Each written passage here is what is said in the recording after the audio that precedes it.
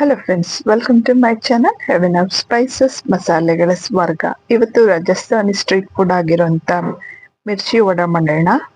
ಇಲ್ಲಿ ನಾನು 3 ಆಲೂಗಡ್ಡೆನ ಬೇಯಿಸ್ಕೊಂಡು ಸಿಪ್ಪೆ ತೆಗೆದು ಮ್ಯಾಶ್ ಮಾಡ್ಕೊಳ್ತಾ ಇದ್ದೀನಿ.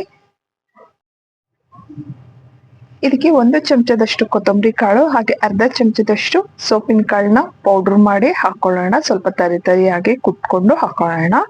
ಹಾಗೆ ಇದಕ್ಕೆ ಒಂದು ಅರ್ಧ ಚಮಚದಷ್ಟು ಆಮ್ಚೂರ್ ಪೌಡರ್ ಹಾಕೊಳ್ಳೋಣ. 1 ಚಮಚದಷ್ಟು ಕಾಶ್ಮೀರಿ ರೆಡ್ ಚಿಲ್ಲಿ ಹಾಕೊಳ್ಳೋಣ. ಇದು ಕಲರ್ಗೋಸ್ಕರ, ಬೇಕು ಅಂದ್ರೆ ನೀವು ಸ್ಕಿಪ್ ಮಾಡ್ಬೋದು. ಹಾಗೆ 1 ಚಮಚದಷ್ಟು ಗರಂ ಮಸಾಲ ಪೌಡರ್ ಹಾಕೊಳ್ಳೋಣ. ಹಾಗೆ ರುಚಿಗೆ ತಕ್ಕಷ್ಟು ಉಪ್ಪನ್ನ ಹಾಕೊಳ್ಳೋಣ.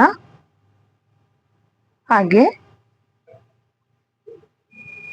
1 ಚಮಚದಷ್ಟು ಖಾರದ ಪುಡಿ, ಒಂದು ಅರ್ಧ ಚಮಚದಷ್ಟು ಅರಿಶಿನ ಹಾಕೊಳ್ಳೋಣ. ಅವಾಗ್ಲೇ ಹಾಕಿದ್ದು ಕಲರ್ಗೋಸ್ಕರ, ಇದು ಹಾಕ್ತಿರೋದು ಖಾರಕ್ಕೋಸ್ಕರ. ಬೇಕು ಅಂದ್ರೆ ನೀವು ಯಾವ್ದಾನು ಒಂದು ಹಾಕೊಳ್ಬಹುದು. ಇಲ್ಲಿ ನೋಡಿ, ದಪ್ಪ ಮೆಣಸಿನಕಾಯಿ ತಗೊಂಡಿದ್ದೀನಿ. ಈ ರೀತಿ ಸೈಜ್ ಅಲ್ಲಿ ದಪ್ಪ ಇರುತ್ತೆ, ಹಾಗೆ ಉದ್ದ ಇರುತ್ತೆ. ಈ ತರ ಮೆಣಸಿನಕಾಯಿಗಳನ್ನ ತಗೊಂಡು ಮಧ್ಯಭಾಗದಲ್ಲಿ ಕಟ್ ಮಾಡಿ ಬೀಜಗಳನ್ನೆಲ್ಲ ತೆಗೆದು ಇಟ್ಕೊಂಡಿದ್ದೀನಿ. ನೀವು ಬೇಕು ಅಂದ್ರೆ ಈ ಬೀಜನು ಆ ಸ್ಟಫಿಂಗ್ ಹಾಕೊಂಡು ಮಾಡ್ಕೊಳ್ಬಹುದು. ಇಲ್ಲಿ ನಾನು 1 ಕಪ್ನಷ್ಟು ಕಡಲೆ ಹಿಟ್ಟು ತಗೊಂಡಿದ್ದೀನಿ.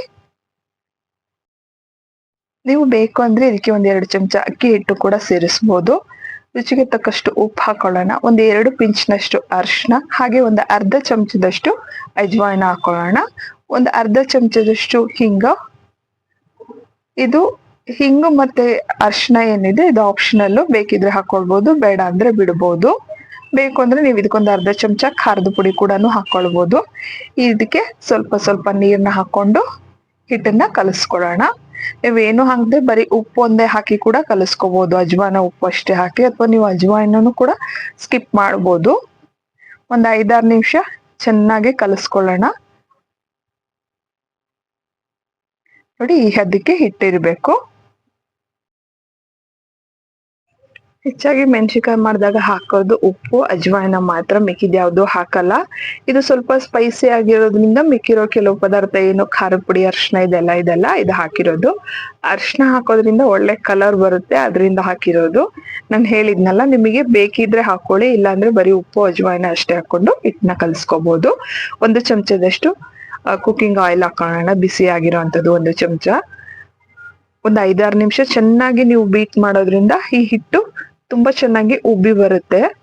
ಈಗ ಇದಕ್ಕೆ ಒಂದು ಅರ್ಧ ಚಮಚದಷ್ಟು ಬೇಕಿಂಗ್ ಸೋಡಾ ಹಾಕೊಳ್ಳೋಣ, ಅಡಿಗೆ ಸೋಡಾ ಹಾಕಿದ ನಂತರ ಚೆನ್ನಾಗಿ ಮಿಕ್ಸ್ ಮಾಡಿಕೊಂಡು ನೀವು ಮೆಣಸಿನಕಾಯಿ ಮಾಡೋದಕ್ಕೆ ಶುರು ಮಾಡಬೇಕು. ಸೋಡಾ ಹಾಕಿ ತುಂಬಾ ಹೊತ್ತು ಇಡಬಾರ್ದು. ನೋಡಿ, ಯಾವಾಗಲೇ ಪ್ರಿಪ್ರೇಷನ್ ಮಾಡ್ಕೊಂಡಿದ್ವಲ್ಲ, ಅದಕ್ಕೆ ಈಗ ಸಣ್ಣಗೆ ಹೆಚ್ಚಿರುವಂತ ಈರುಳ್ಳಿ ಹಾಗೆ ಕೊತ್ತಂಬರಿ ಹಾಕೊಳ್ಳೋಣ. ಬೇಕು ಅಂದ್ರೆ ನೀವು ಇದಕ್ಕೆ ಅವಾಗಲೇ ಏನು ಮೆಣಸಿನಕಾಯಿಂದ ಸ್ಟಫಿಂಗ್ ತೆಗ್ದಿದಿರಲ್ಲ ಬೀಜ, ಆ ಬೀಜ ಕೂಡ ಇದಕ್ಕೆ ಹಾಕ್ಬೋದು. ಬೇಡ, 1-2 ಹಸಿಮೆಣಸಿನಕಾಯಿ ಕೂಡ ನೀವು ಸಣ್ಣದಾಗಿ ಹೆಚ್ಚಿ ಹಾಕೊಳ್ಬಹುದು. ಖಾರ ಮೆಣಸಿನಕಾಯಿ ಎಲ್ಲ ತುಂಬಾ ಜಾಸ್ತಿ ಆಗುತ್ತೆ ಅಂತ ನಿಮಗೆ ಅನ್ಸಿದ್ರೆ ನೀವು ಬರೀ ಖಾರ ಪುಡಿ ಅಷ್ಟೇನು ಹಾಕೊಳ್ಬಹುದು.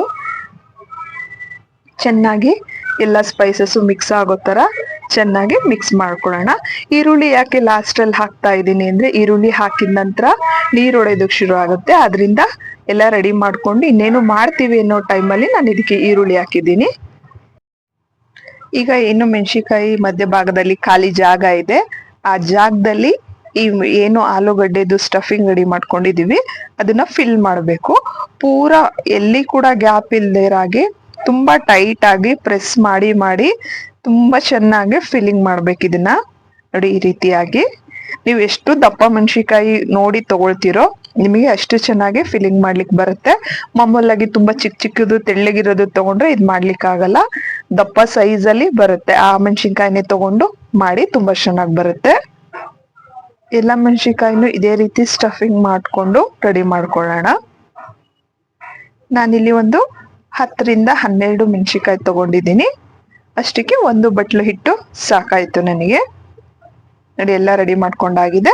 ಈಗ ಸೇಮ್ ನೀವು ಯಾವ ರೀತಿ ಮೆಣಸಿನಕಾಯಿನ ಹಿಟ್ಟಲ್ಲಿ ಡಿಪ್ ಮಾಡಿ ಫ್ರೈ ಮಾಡ್ಕೊಳ್ತೀರೋ ಅದೇ ರೀತಿಯಾಗಿ ಹಿಟ್ಟಲ್ಲಿ ಡಿಪ್ ಮಾಡಿ, ಕಲ್ಸ್ಕೊಂಡಿರೋ ಹಿಟ್ಟಲ್ಲಿ ಡಿಪ್ ಮಾಡಿ ಕಾದಿರೋಂಥ ಎಣ್ಣೆಲಿ ಫ್ರೈ ಮಾಡ್ಕೊಳ್ಬೇಕು. ಏನು ಅಂದ್ರೆ ಮೆಣಸಿನಕಾಯಿ ನಾವು ಮಾಮೂಲಾಗಿ ಮೆಣಸಿನಕಾಯಿ ಮಾಡಿದಾಗ ಸ್ವಲ್ಪ ಮೆಣಸಿನಕಾಯಿ ಭಾಗ ಕಾಣೋ ತರ ನಾವು ಹಿಟ್ಟಲ್ಲಿ ಡಿಪ್ ಮಾಡಿ ಎಣ್ಣೆಗೆ ಹಾಕ್ತಿವಿ. ಬಟ್ ಇಲ್ಲಿ ಏನಂದ್ರೆ ಪೂರಾ ಕವರ್ ಆಗ್ಬೇಕು, ಎಲ್ಲಿ ಗ್ಯಾಪ್ ಆಗ್ಬಾರ್ದು. ಆ ರೀತಿಯಾಗಿ ಕವರ್ ಆಗೋ ತರ ಹಿಟ್ಟನ್ನ ಮೆಣಸಿನಕಾಯಿನ ಹಿಟ್ಟೊಳಗೆ ಡಿಪ್ ಮಾಡಿ ನೀವು ಇದನ್ನ ಫ್ರೈ ಮಾಡ್ಕೊಳ್ಬೇಕು. ತುಂಬಾ ದೊಡ್ಡದಿರೋದ್ರಿಂದ ಸ್ವಲ್ಪ ಬೇಯೋದಕ್ಕೆ ಟೈಮ್ ತಗೊಳುತ್ತೆ. ಅದರಿಂದ ಸ್ವಲ್ಪ ಮೀಡಿಯಂ ಫ್ಲೇಮ್ ಅಲ್ಲಿ ತುಂಬಾ ಚೆನ್ನಾಗಿ ತಿರ್ಗಿಸಿ ಬೇಯಿಸ್ಕೊಳ್ಳಿ. ಒಳಗಡೆ ಇರೋಂತ ಆಲೂಗಡ್ಡೆ ಎಲ್ಲ ಬೆಂದಿರುತ್ತೆ. ಏನು ಅಂದ್ರೆ ಮೆಣಸಿನ್ಕಾಯಿ ಒಂದು ತುಂಬಾ ಚೆನ್ನಾಗಿ ಬೇಯಬೇಕು.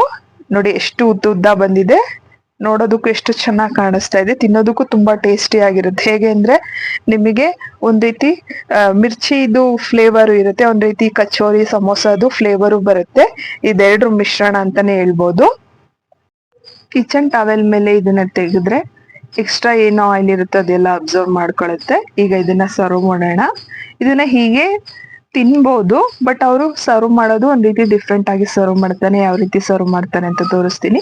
ಮಧ್ಯಭಾಗದಲ್ಲಿ ಕಟ್ ಮಾಡ್ಕೊಂಡು ಇದ್ರ ಮೇಲೆ ಸಣ್ಣದಾಗಿ ಹೆಚ್ಚಿರುವಂತ ಈರುಳ್ಳಿ, ಕೊತ್ತಂಬರಿ ಹಾಕ್ತಾರೆ.